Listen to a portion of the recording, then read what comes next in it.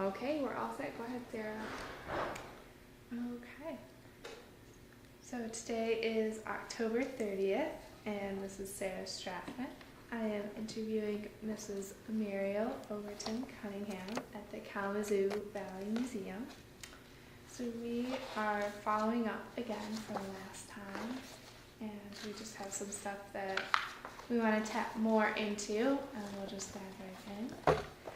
So towards the end of last time, we were talking a little bit more about the Van Avery protest, but I was really curious to hear, in your words, do you feel that it was successful? I think it opened a lot of doors. Mm. I think that I know that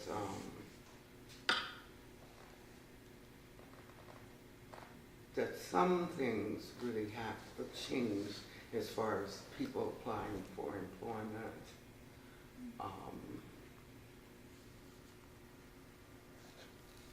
I think it had an impact that I think kind of, I've been thinking, trying to go back there and think about something, that it had an impact on the total community. Mm-hmm. And of course, I did not, I don't remember when it was.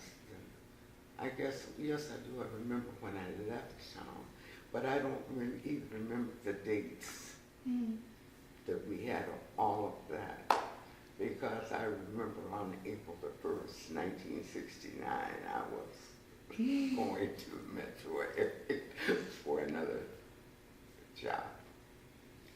And I saw people that had been very active in that kind of standing up for what just seemed to be a human right. Mm-hmm. Like Arthur Mann, when I was here, and he got on the city commission, and I remember his wife saying, we didn't want him to be mayor, and I said, oh, well, we worked hard anyway. So I couldn't remember, a lot of things did change. Now that you mentioned something, some of the things that are going on today, some things came back to mind that happened when we were doing Van Avery's in my home. People were calling, threatening. My grandmother was there with my kids when I wasn't there, and my husband. And I remember something my grandmother said to me. She said, someone calls today, and they said, we know she has children. And I called Dan Ryan, who was editor of the Gazette at that time. And I said, he asked me some questions. I said, you can threaten me, but if you touch my children, it will be not a good thing. So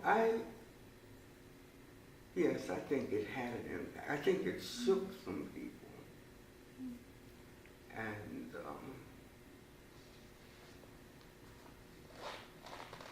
well, that's all I can think of right now in terms of, I remember, and I can't remember if my sister was hired as the first black clerk at Gilmore's department store, what year it was, but she was the first one hired.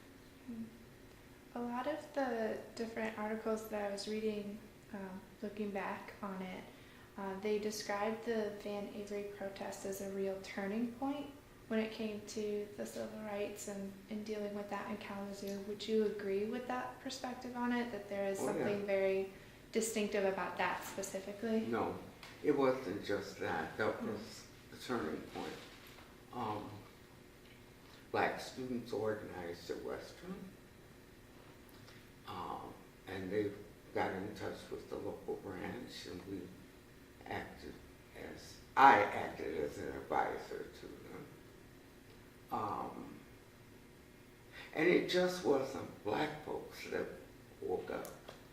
Of course, the board was integrated. We had a person on the board when I became president. Prior to it,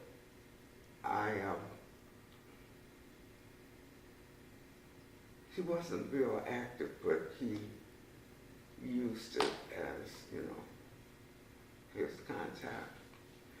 So when I was prior to membership chairman, I reached out and I sent letters out. I went to the board and asked, and they agreed with it. And I wrote a letter and said that we want all board members to be active. Not because some people are using that just as, I'm doing something. And it wound up that the person that I really knew wasn't doing anything went to the president and told him that he thought he was too busy with things with the city. He happened to have been one of the commissioners for the city, and he resigned. Well, I wasn't unhappy with that because I was able to get another person who really got involved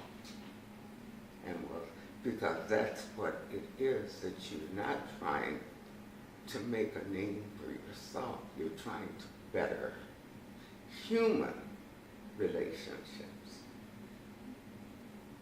So that's what I can remember about back then. And I was in church one Sunday since I've been there. A young lady tapped on my shoulder. We were waiting to go into the auditorium. And she said, "You're Mrs." She said, "I remember you. I was 7 years old." And she was very familiar. She said, "Because so many of us," and I had children that were those ages, and I'm older, and some a little younger, that it made a difference. And her mother spent time with her explaining to her what it was all about. And I felt good about what she said, because it did not mean that it was all for nothing, that I know I have 4 that are, kind of influential. That any kinds of activities that we did were not wasted, because we have generations now that are still active. They may not be in Kalamazoo, but they're active all over. What were some of the other different protesting or activities that you organized besides the Van Avery stuff? I can't even recall everything because it made such a difference from the K College, Western, high school kids, the community, older people, they became more active. There was one thing that I did think of, I guess,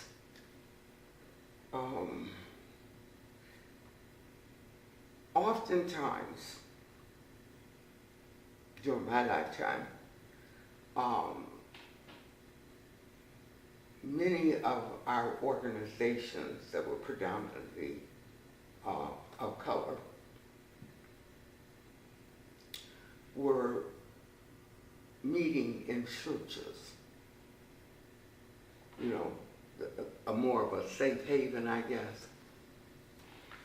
Well, when I became president, the first thing I did was ask the board. It's terrible to say this, but it was true then, that maybe the Methodists didn't want to go to the Pentecostal church, and the Pentecostal church didn't want to go to this other church, and the Baptist church was where we were holding our meetings once a month, the public meetings. So the first thing on the agenda for me was that I talked to the board and said, the organization is meant to work in communities. So I want us to think about this and move into a community center, which was Douglas on Parsons at that time. We met at 4 o'clock on Sundays, and our meetings got bigger. And it made a difference in the community that you had people who would normally come to a meeting at someone else's church get involved. But it also, it became community, more a wider branch. But our board was integrated. And of course, the one that was just there for show wasn't there anymore. So, and some of the relationships have lasted for years and years, because it wasn't just colored folks going doing stuff, but it was Kalamazoo residents and people who had felt some compassion in terms of the stupidity that we as a nation have gone through. I guess that the relevance is real key today, because we're going through some tragic things right now. And it's, I still am I'm a member of a lifetime member, but I did join again. I'm not active locally. I'm not doing a lot of things. I'm working on music right now. Okay. And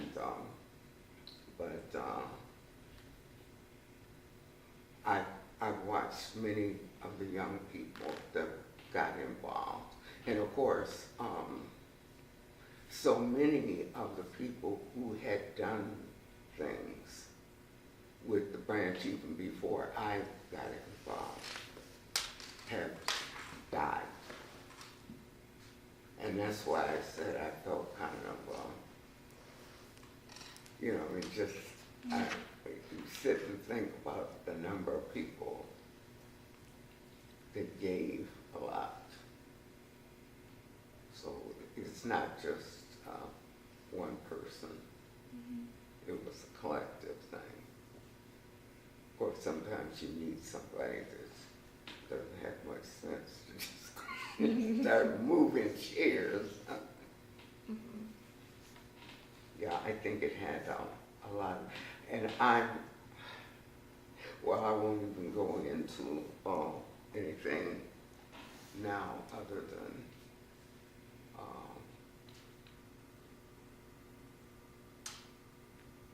I just go to church.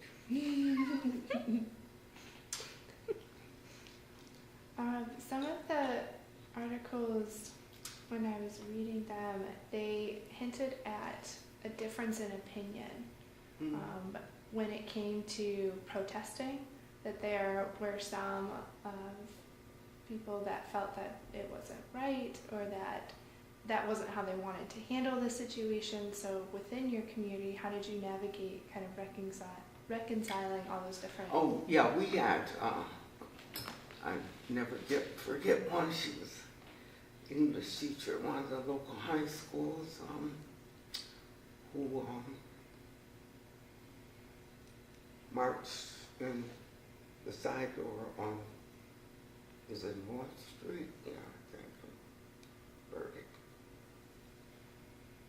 And we went to attend the same church at that time. She was what we call bad mouthing. And was my approach. Closed the door.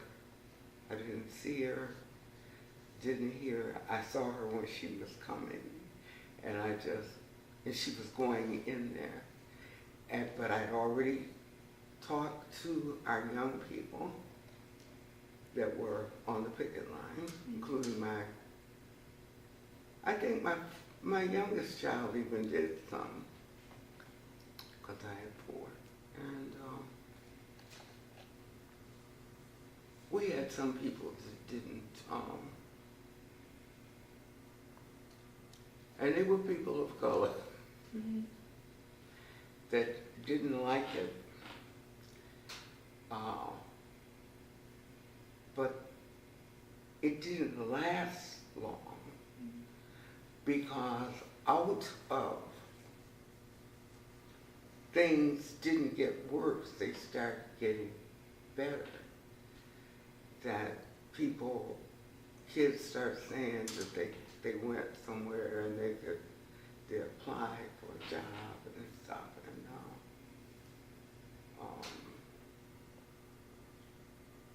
now when I said my sister started working at Gilmore's long before all of that happened. When we moved to Kalamazoo in 52, somewhere around there. And she got out of high school.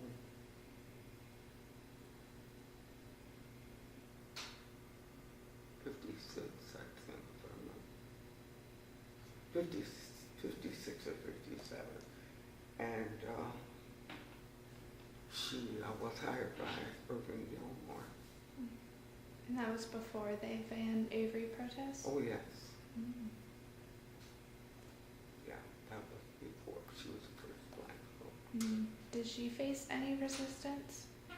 Did she face any resistance when she tried to work there? If you knew my sister, you would never know. She had a personality that was dynamite, and she also sang. And she wanted to go to the military, but she eventually did. But she's now gone. She's been gone 20 years now. I mean, she passed. But I'm sure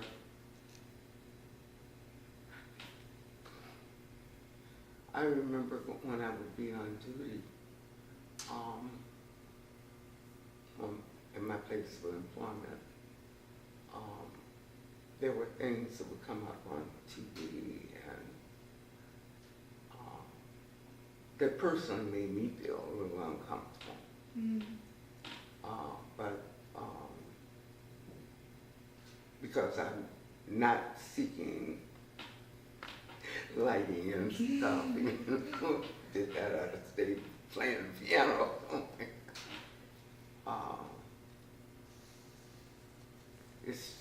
It's just that I was raised, my mother was biracial, so, and my grandmother and I always saw things that maybe I shouldn't have been so sensitive. Why is so-and-so so-and-so? And injustice anywhere, I can't tolerate it. Mm-hmm. Not reversed from us to people that don't have the pigmentation for you. I believe that you accept people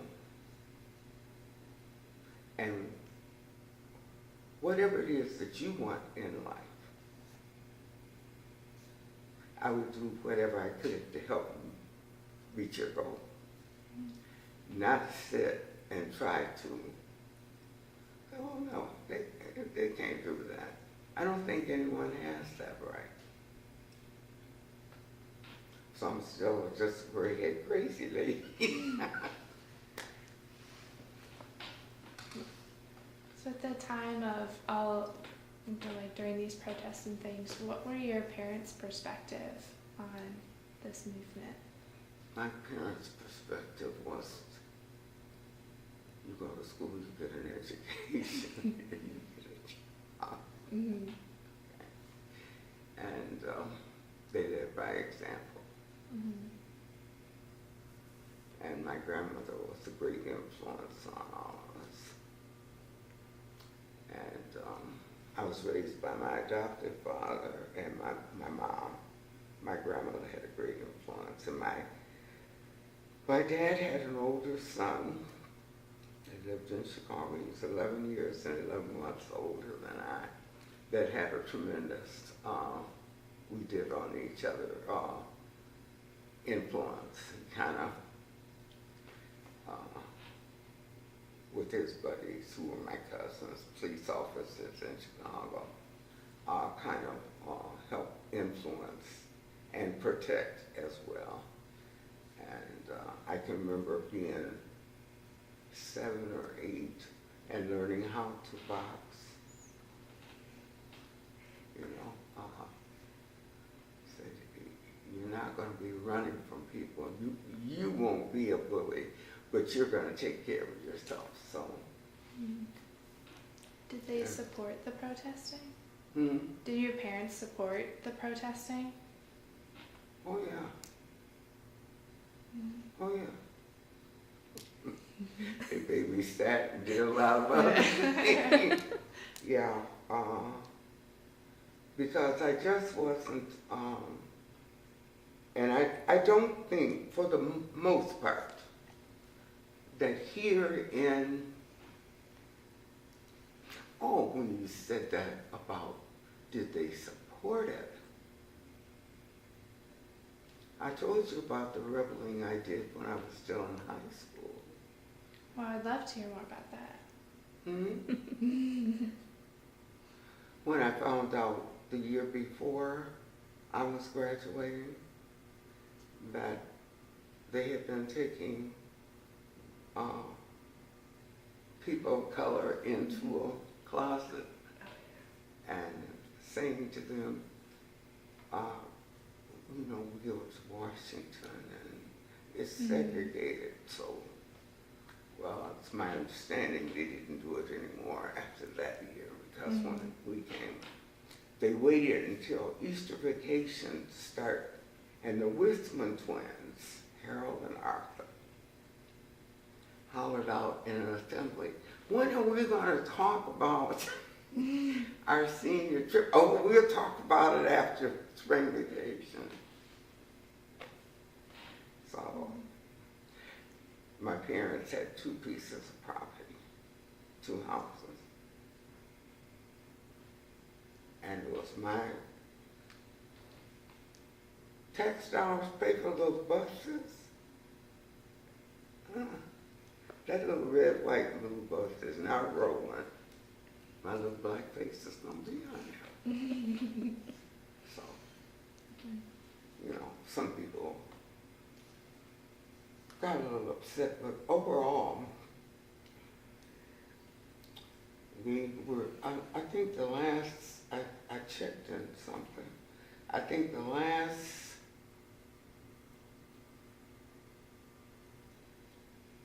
1970, yeah, 1970 was the last time I went to a reunion, but we were still close. They started dying, you know, and some of the people have been leaders. Yeah, I just hope that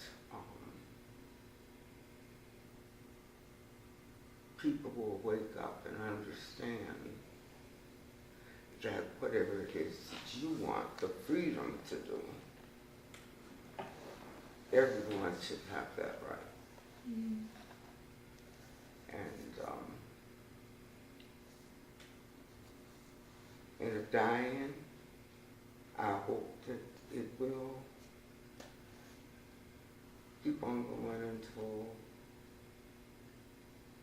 we all just, God comes and gets us, and we just won't be here. Mm. But, and I feel sorry for people that feel they have to do something to someone else because of their color or their eye shapes, or I think it's sad because I think people like that miss something. They miss something. Crazy, I guess. Do you feel that the way that you see the world, like you've talked a lot about these different things that you believe, are those beliefs that you've found and discovered for yourself, or do you feel that you heard a lot of those same beliefs from your family or mentors? I know that I was raised in a family, and it's not just my grandmother. My great-grandparent, I visited them in Oklahoma every summer.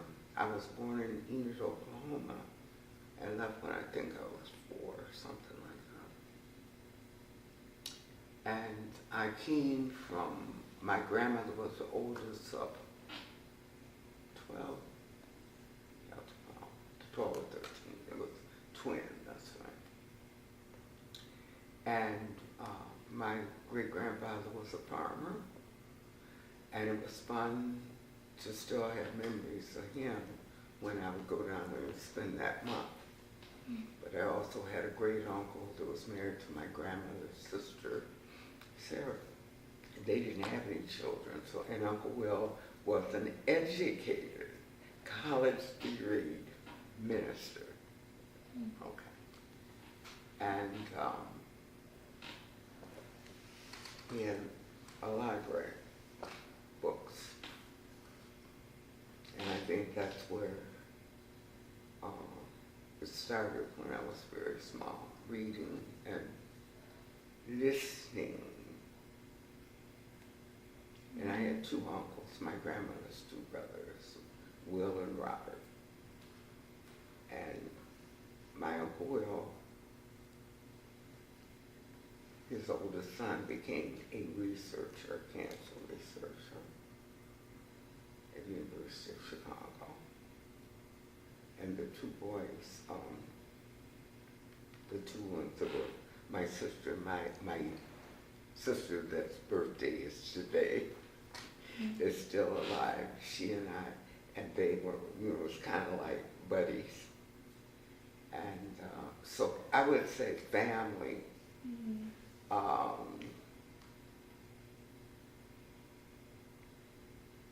Had great influence. My mother was an only child, but she had cousins that were her age, and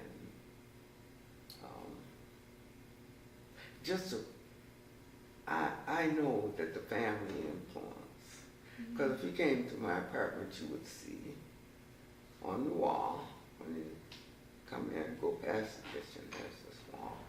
And my birth family is on one side, and my great-grandparents on the other side.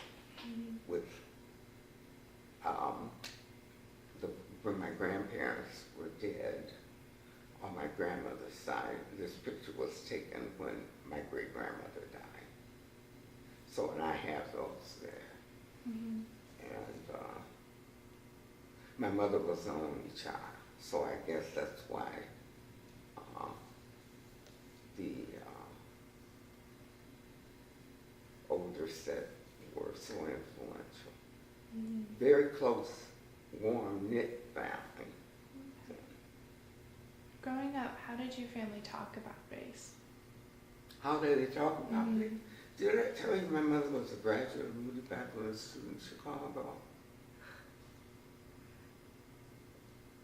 Did I say? I was raised in a church. I was baptized at 6 years old on my own faith. Not what someone, it was how I'd been trained, and I accepted Christ. And I can still remember when I went down and out.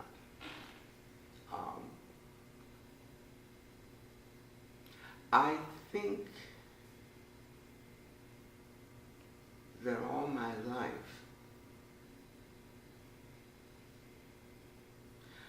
I didn't consider that because I questioned things, that I was wrong to do it.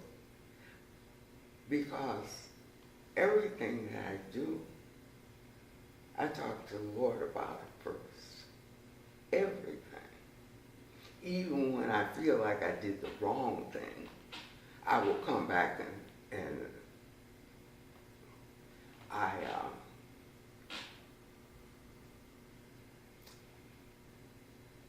I don't go, you know how we say some people, oh, they're just so holy, they're no earthly good. I don't mean it like that. For me, my faith is what keeps me moving. Mm-hmm. Since I was here for the first session, I had started having, right in here, some bad stuff going on. Mm-hmm. I've had major surgery. I look like a road map. Mm-hmm. We called the doctor, and because it felt like an elephant was right in here. I would feel like I needed nitro for it, but I didn't. And she checked all my records, and they put me on medication. And I did not take it the first day. You ever have things in your head that just don't seem to balance out at that moment? And so I said, I'm going to wait till tomorrow morning. And I talked to Jesus about it. Next morning, I got him to the pill. And so I'm taking them morning and night. And I feel like myself. I don't feel like the world's crushing me like I did. For me, faith is not a plaything. I think if I didn't have faith with the way we're going in this country right now, I'd be climbing from up there. I have been emotional since we went through Saturday.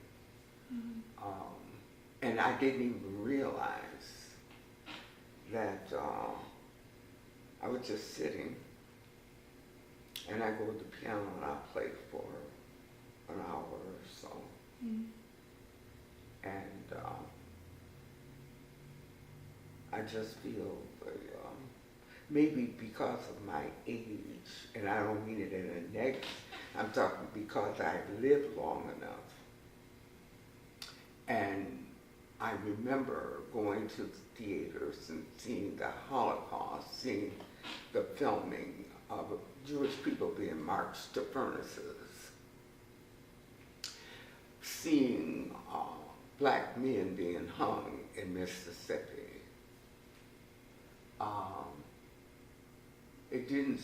It never frightened me. It bothered me that people could be so inhumane. And thank God I had a family I could go talk to. Mm-hmm.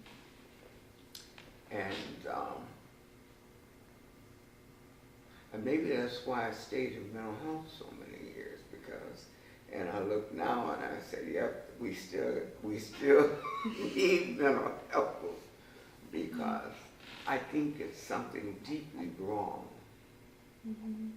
when people have so much disdain for another person. Why?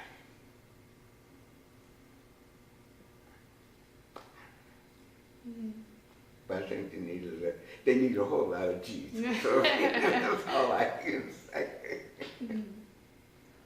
When you were growing up, did your family talk about mental health much? Did your family talk about mental health? Of course they do. Yeah. My mom worked at the state hospital Okay. while she was an undergrad. And I worked there 14, 15 years. Mm-hmm. In fact, my mom and I took state boards together. Mm-hmm.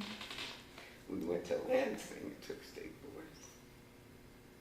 And I think my children probably got more of it than I did, because I think it helps to have some background in why people,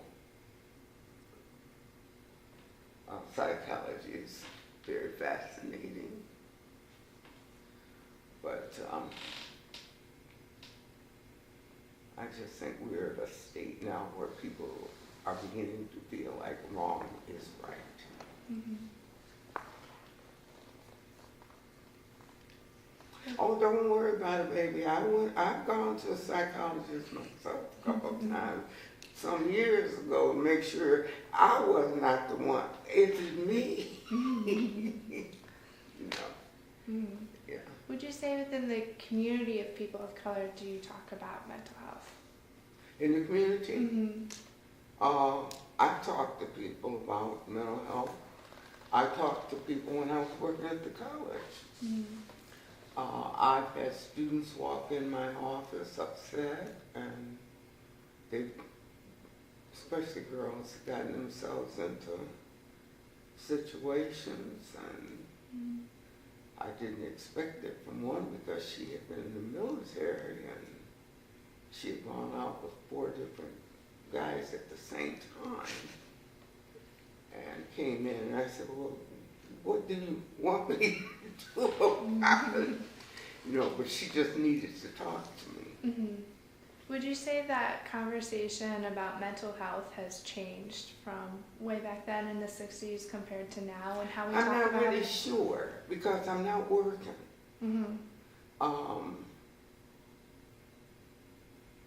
I've been spending a lot of time with just my piano and my books. And I just asked my daughter to bring me my guitars and my keyboard, because I'm thinking I'm going to spend the winter taking out my tapes, my videos, lessons that were done for me on my guitars. So I'm trying to just go to that side of the world that gives me peace. I'm improvising a lot of old hymns, doing different things with them. And if I get my eye corrected, maybe I'll start taking out that box of, it's not a box, it's a cabinet of music where I can sit and start doing more classical. But I'm doing a lot of improvisation now. Hmm. So it sounds like music is a really good coping. Mm-hmm. Music is a really good coping skill for you. For me, it's keeps me sane. Hmm. Was it something that you would use to cope when you were younger? I started taking lessons when I was 7 years old. Mm-hmm. When I get frustrated, I was on the piano all the time anyway. Mm-hmm. But I cope with the piano. When I was in South Haven living, we had a room, the living room and the dining room, and there was a room that all reminds me of it, an opening, and my piano was in there. Mm-hmm. And I just go in there, they wouldn't bother me. I mean, my family wouldn't bother me. Mm-hmm. No, in fact, I took time to play for an hour today already. Mm-hmm. So then, I'm going to actually go back to your schooling. Do you remember anything else, like other challenges that you faced in school, besides kind of like the whole senior trip? Oh, no, overall,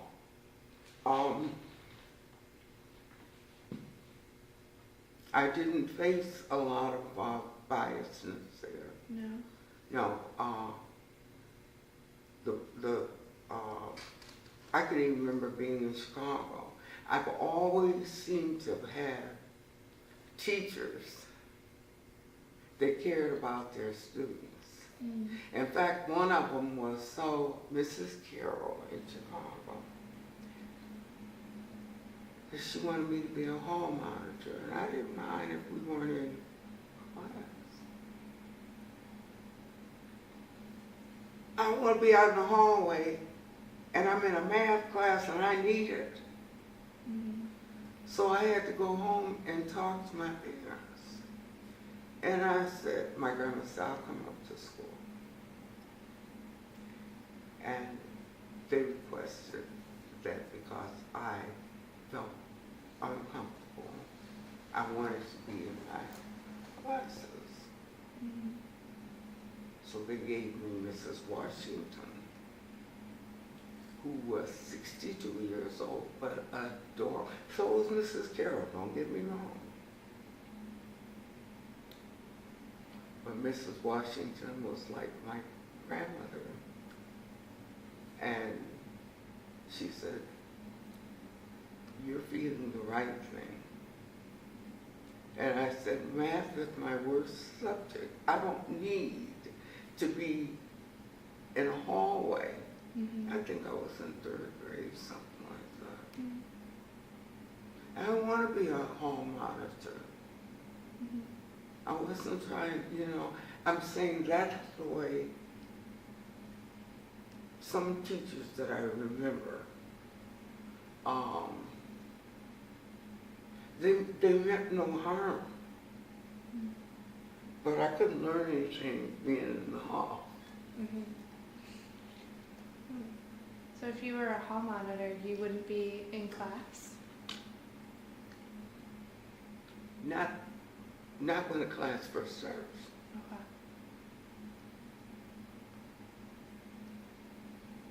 And I remember saying this because someone said to me one day, one of the kids, oh, Mrs. Carroll has made you a class pet.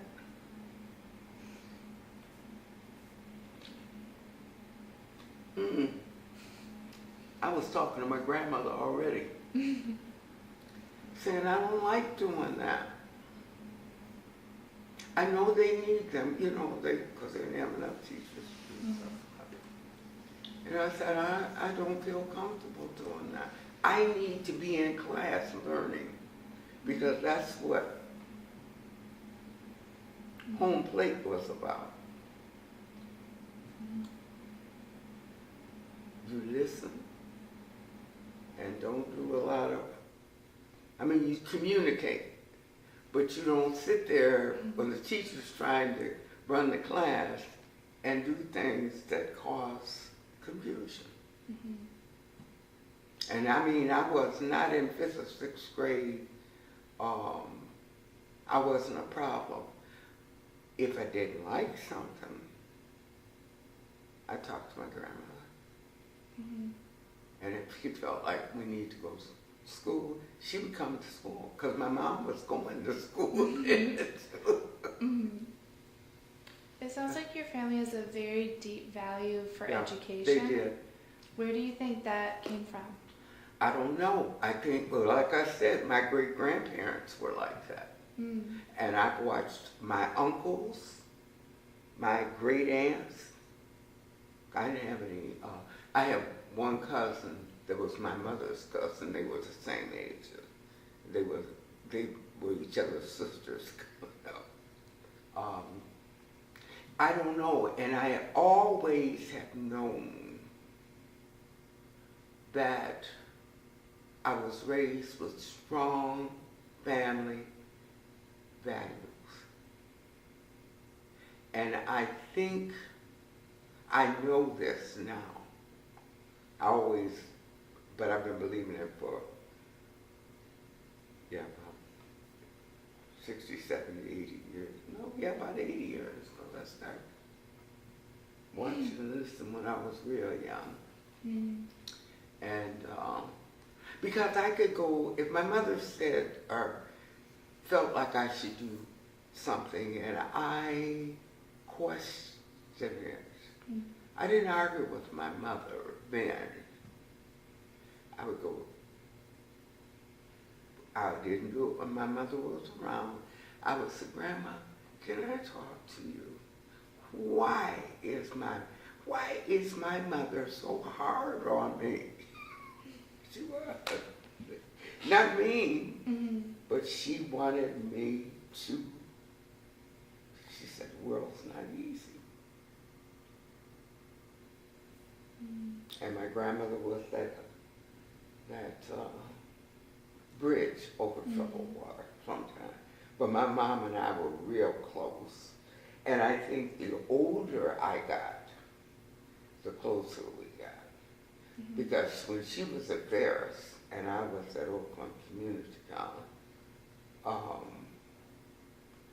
even when I left this area and went east, Detroit area, we would talk every night together. And I thank God for that because it just, as I was growing and getting in my 30s and stuff, my mom and I were like best friends. And we could talk to each other and not hear it all, do you know Mom and Dad?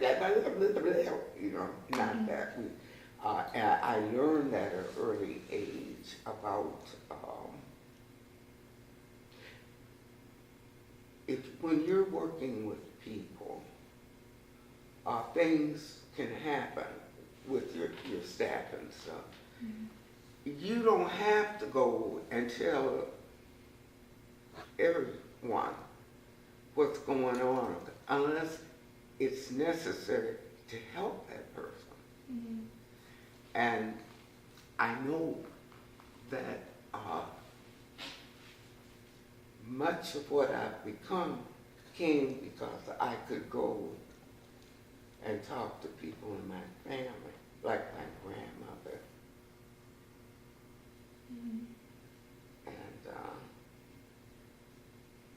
And I have both my girls talk to me. My youngest one, we laugh about it sometimes because she came up there and lived with me for a while. The other one didn't want to come. She would come visit, but she stayed down here. She and my mom were real close too. But my younger daughter, she said to me one day, someone said, you mean you go talk to your mom? But she said, yes. And she said, she said, my mom looked at me and said, oh, but she doesn't do that anymore. And I said, no, we've been talking too many years, you know. But I just know that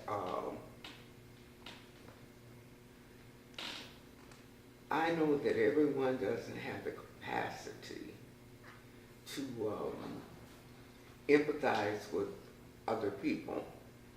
I think that's kind of sad when you don't have a little bit. And I think we're seeing today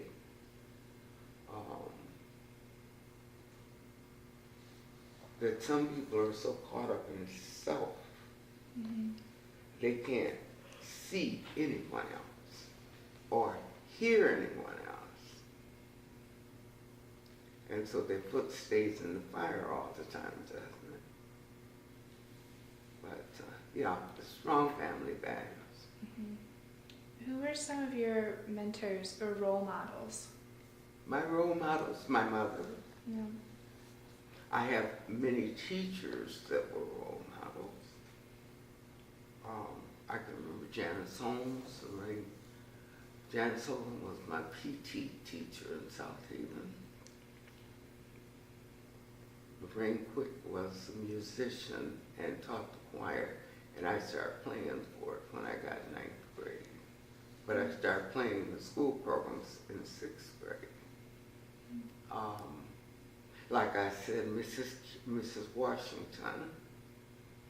You know, it's funny how some people can have a relationship with you, but you never forget them.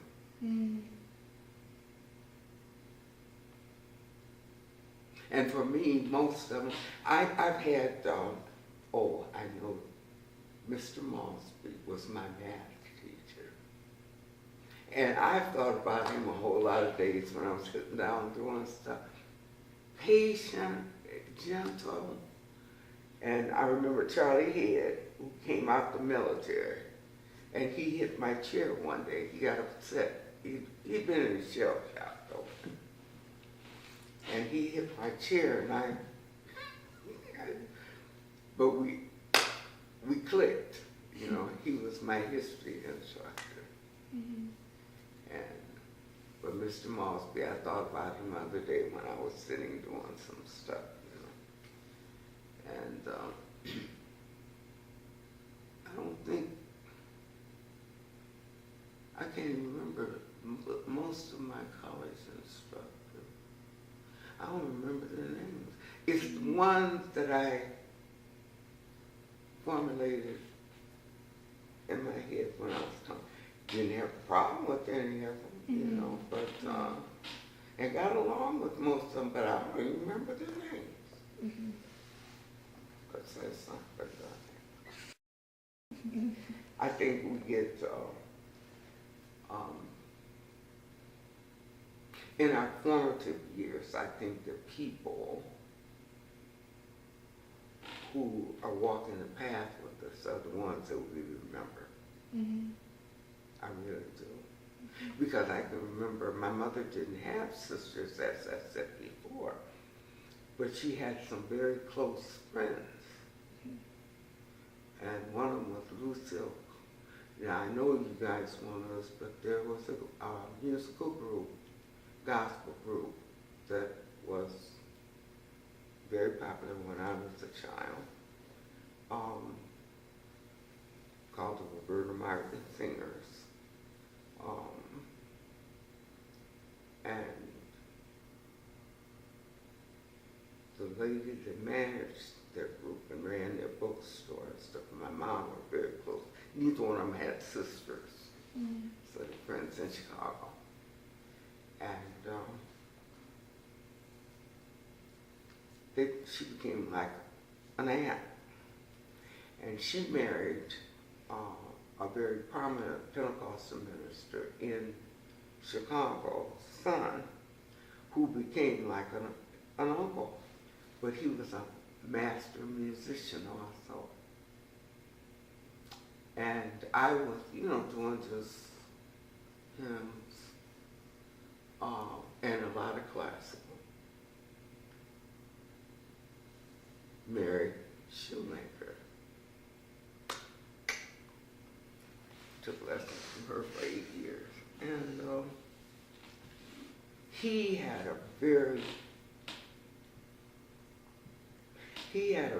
an excellent personality and a guy, he picked up on some stuff and he started coming to South Haven when he had to have a break. And he would work with me with gospel music. And when I was playing this morning, I went out of the classics and went into gospel.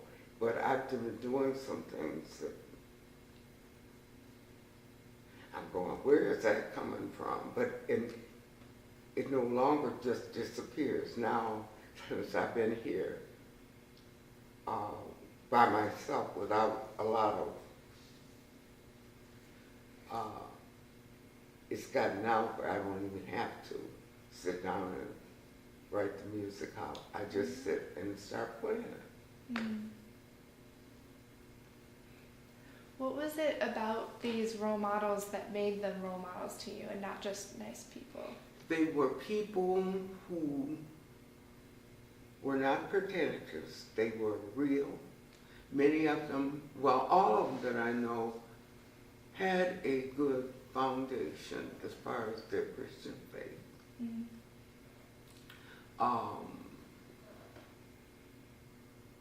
And I guess they saw something and they spent time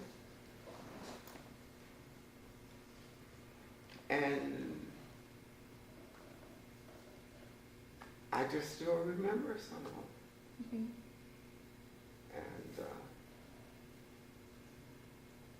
And I feel blessed because even as a small child, my parents,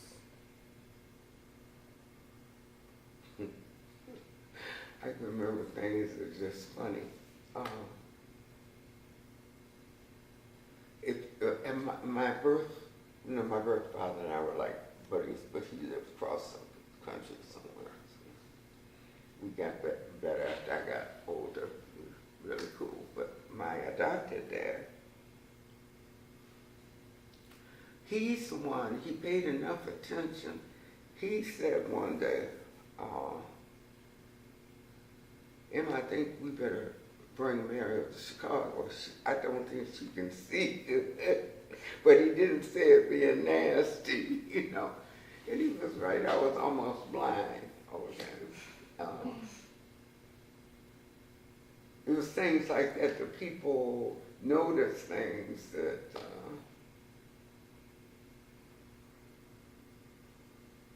that were helpful, but didn't make me a cripple.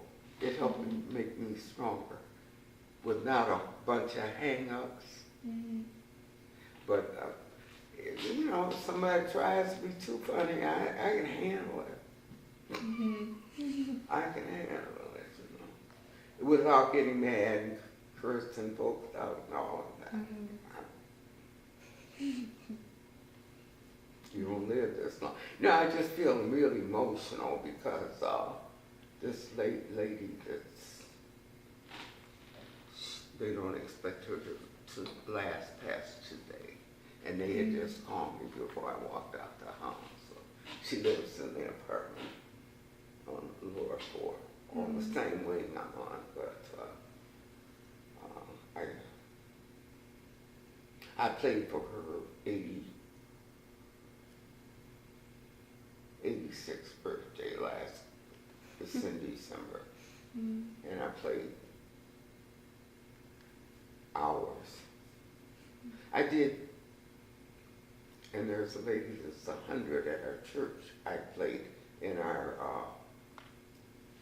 reception room. And life is too short, even if you live to be 100, right? Could I have my I want to get a Kleenex. Yeah, I was just I gonna don't say. know if it's the light or what, but this, my right eye started running. No, you're fine. Are you switching the card? You, No, I wasn't going to. I no, was going to pause it for a just second you because I can need just to use the restroom. grab a Kleenex out. No, this eye is running. Thank you, baby. So I just grabbed them when I, thank you. Let's just take a 5-minute break. Do you know how to pause this? I think you can just hit the record button. You see how she stepped up there, but she really stepped coming back. Mm-hmm.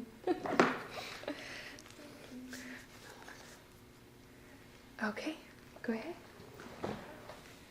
So when you were working your career, did you have any setbacks from not just being a person of color, but also a woman of color?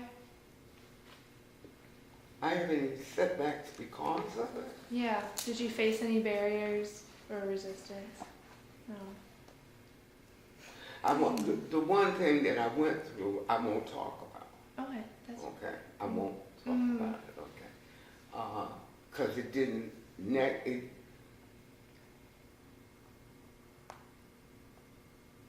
I just won't talk about that because I've never talked to my family about it either. Okay. No worries. And it was okay because somebody else picked up on it and, you know, got it. No, I told you I've been blessed. Mm-hmm. I know I've been blessed.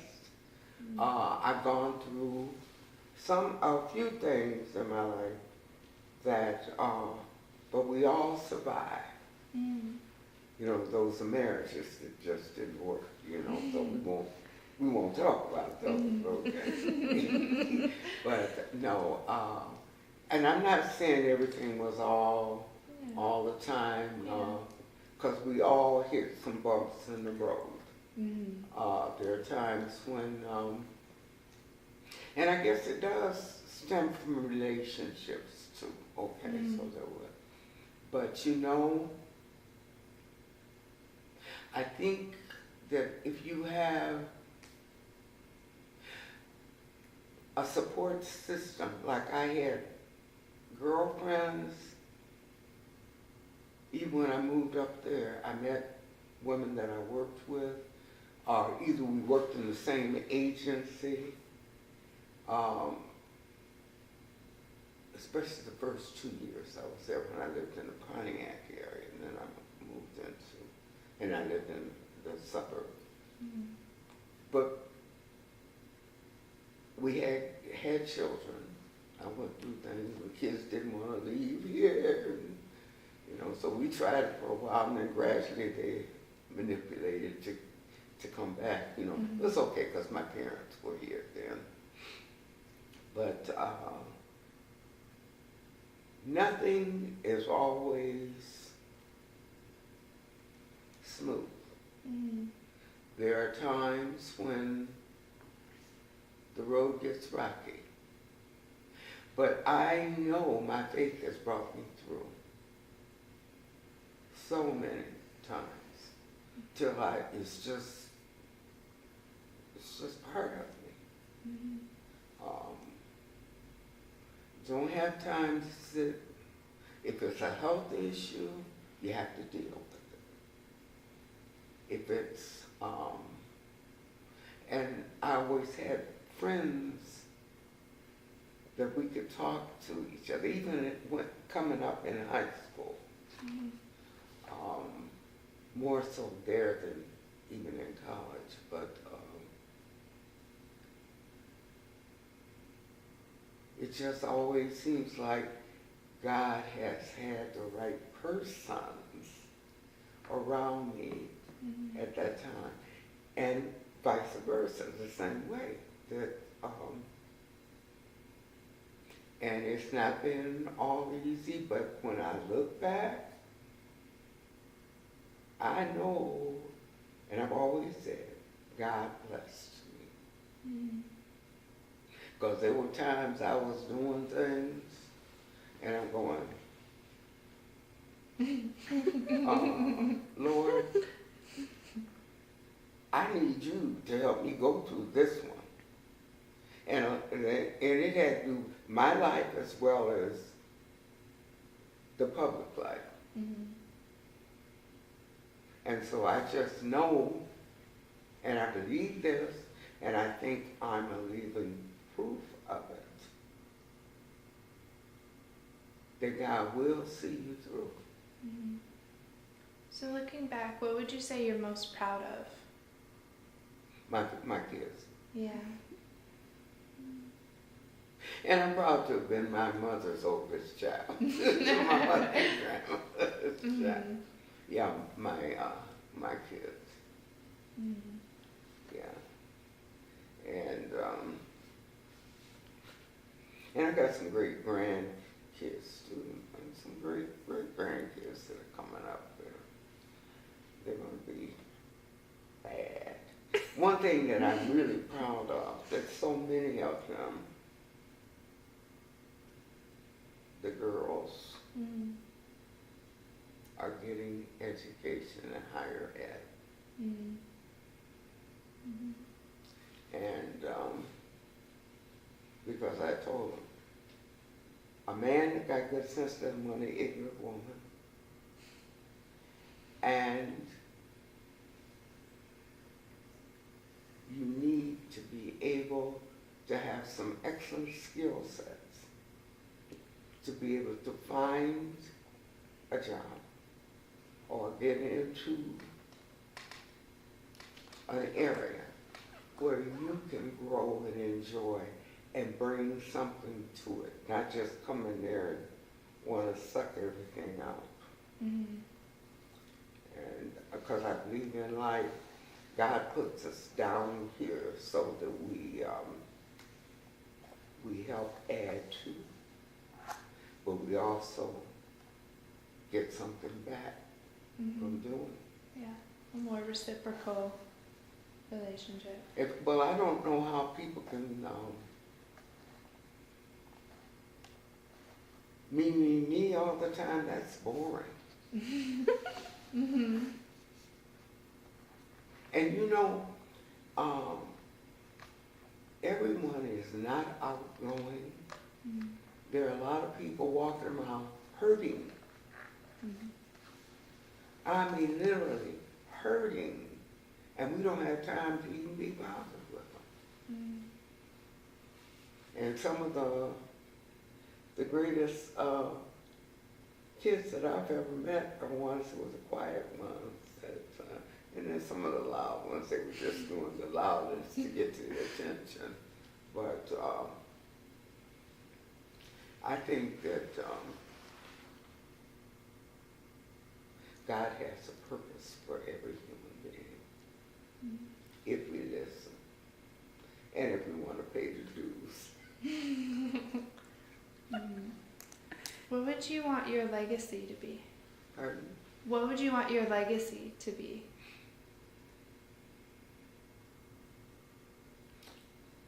Well, one thing, I'm a great-grandmother already, so that I brought into someone's life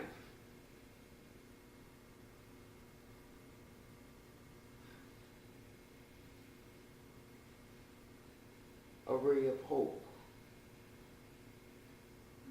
that they can overcome any obstacle.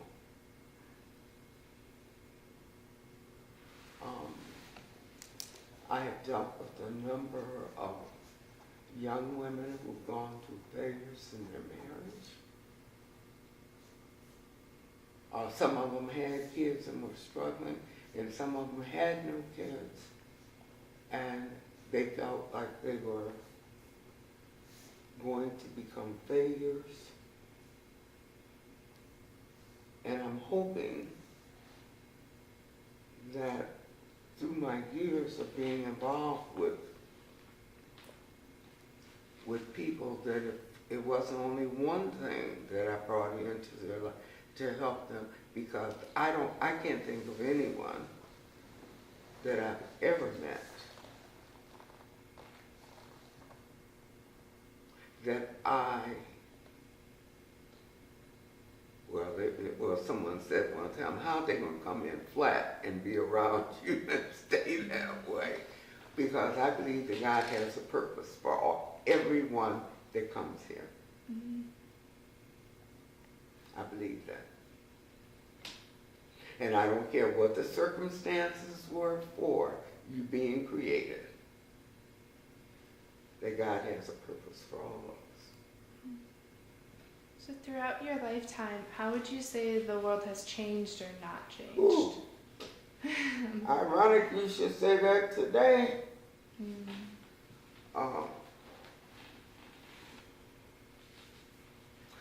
I think in the last couple of years we have nosedived. I think we're one of the lowest states as a country. That a country that was founded the way this one was, and they were not perfect when they organized. They enslaved people, they did a lot of things were wrong. But thank God for people who kind of could see a little bit better and help bring some folks up. Mm-hmm. And I think the sad thing of it is that we have people that are so evil, ignorant, Mm-hmm. Self-centered, don't care about how they say something, what they say, to whom, that it's me, me, me, me. And I'm not just talking about one particular person, although we could write a book about that. That people who have any kind of influence, any kind of ability to help make changes and fail to do so, I don't even know why they're still breathing, but God still got a purpose for them, okay? Mm-hmm. I really feel that way. So what advice would you give to the world? To the world, Mm-hmm. find Jesus first of all. Have some religious foundation. Mm-hmm. And I'm very cautious about, because I have Muslim friends, Mm-hmm. I have friends of all faiths, Mm-hmm. and I feel that people don't have a sensitivity about their fellow man and woman. Mm-hmm. I know God has a reason for him being here, but I fail sometimes to understand how some people that create so much chaos are still breathing. Mm-hmm. But I know God's got a purpose for them. Mm-hmm. But I'm sorry, even politically, to watch people who are in positions and watch them speak on TV. And I'm not talking about the top dog right now. I'm talking about the ones that sit in the Senate and in Congress, Mm-hmm. who sit there and hear, and then you can see them doing sand dancing. Mm-hmm. That when you fail to do your best to help mankind,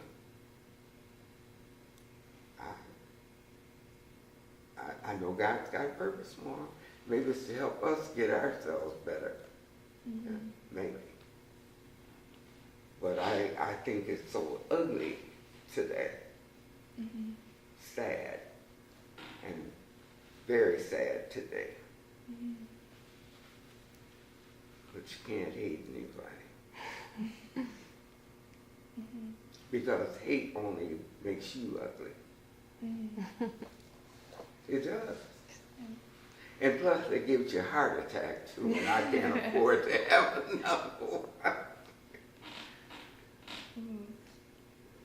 What if I find it really inspiring. You talk a lot about how like today's events or other things that have upset you, but there's this constant, I'm sorry, I don't know what I have the right word for it. You are just still so positive and loving in everything that you speak of. Well, when you get my age, you better stay positive, and I don't believe in suicide. No, I think we have to stay positive if we're going to survive. I will not let one person make me feel less about mankind, no matter how ugly they get.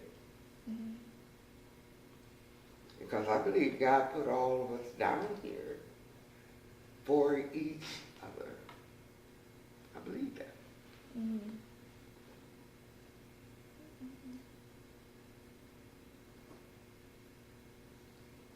Would you say your siblings share that same positive perspective, or your family shares that same positive perspective, or is that something unique to yourself? It didn't just come from me. I was raised that way. Even when I used to get sore, and my grandmother would sit, come on, let's sit at the dining room table. That's when we sit, or either sit in a double chair. She'd let me blow my top for a minute, and she would marry on. And I would listen to her. She made sense.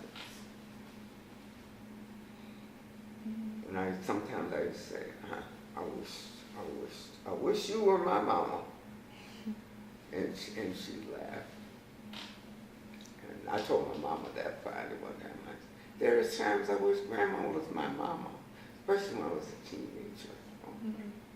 And I felt, oh well, that's just normal, right? What's the best advice that you've ever received? Oh, there's so many things that I've been, well, I'll say this.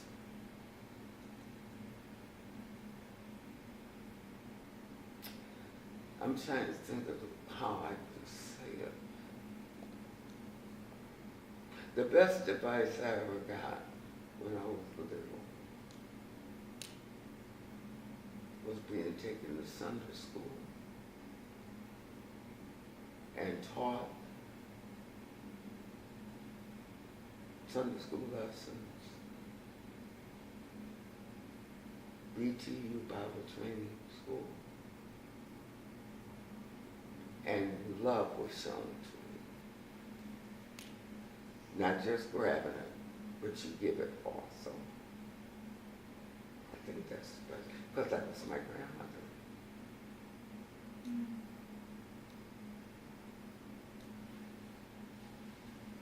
To both give and receive love? Mm-hmm. To both give and receive love? The advice that she told you What? about love? Oh, she just, she was fantastic. It's going to be all right. It's going to be all right. Oh, you know what I get that I'm saying? Don't allow anyone to take up space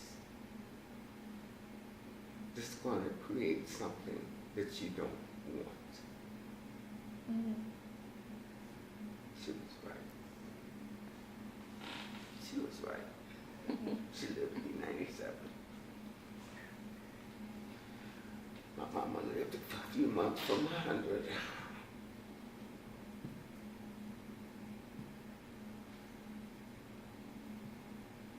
My other sister's 85 today. At midnight she was. And she's trying to tell me that I'm not the oldest one. I said, girl, I was here 14 and a half months before you ever thought about coming here.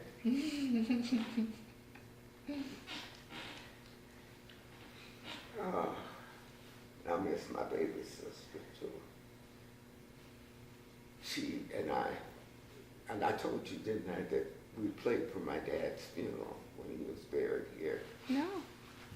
We got into church and we were sitting in birth orders. My brother was and I was.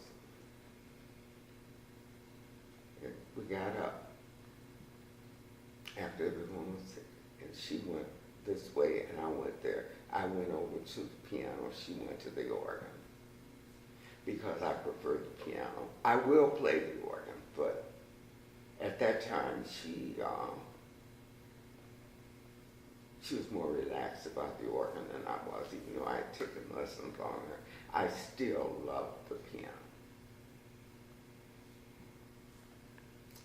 So, it can talk to you. Mm-hmm.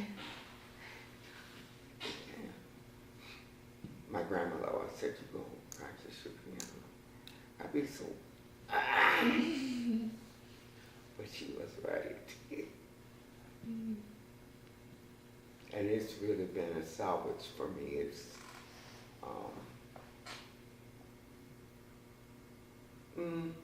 I don't ever feel lonely, no matter what's going on. I get up in the mornings, I go brush my teeth and walk to the living room and go sit down and start playing. And I think I'm gonna play one song and go get dressed. And I look at the clock, I said, oh my God.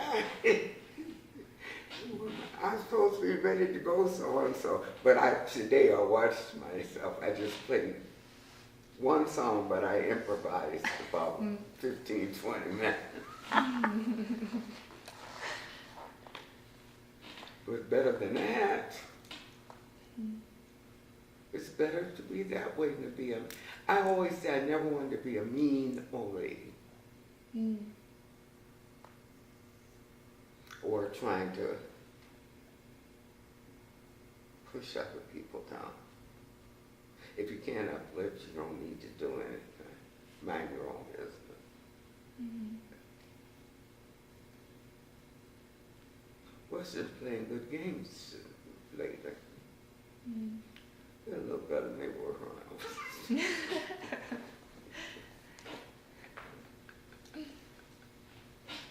They were okay, but they weren't that bad. They were doing the best they could. Mm. Okay. I can if you need me to. Thank you.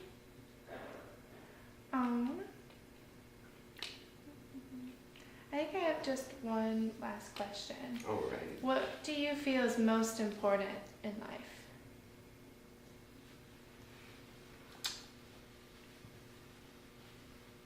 You mean besides being a believer?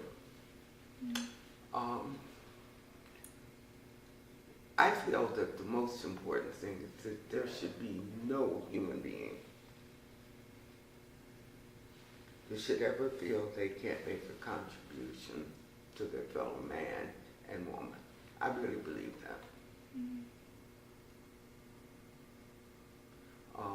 No one should be made to feel that they're not worth anything or don't have a purpose, because all of us, everyone has a purpose in life. Mm. I don't care what color, what religion, none of that matters. You gotta know that you are somebody. Not just anybody, but you are somebody.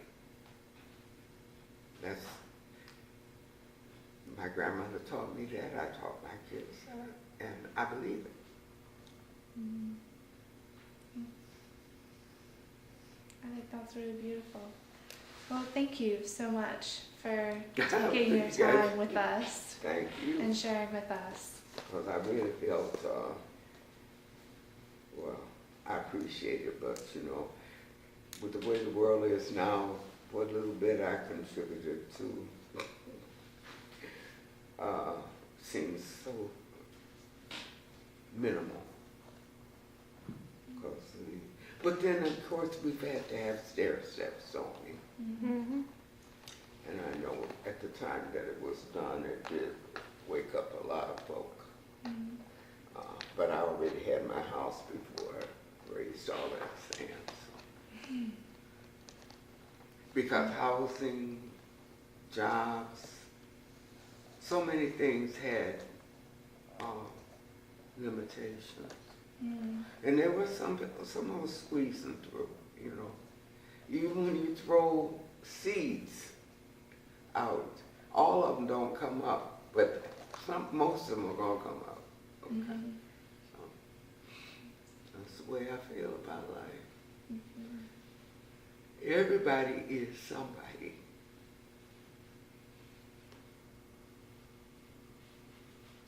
Except we lose one today. I don't want to go over it.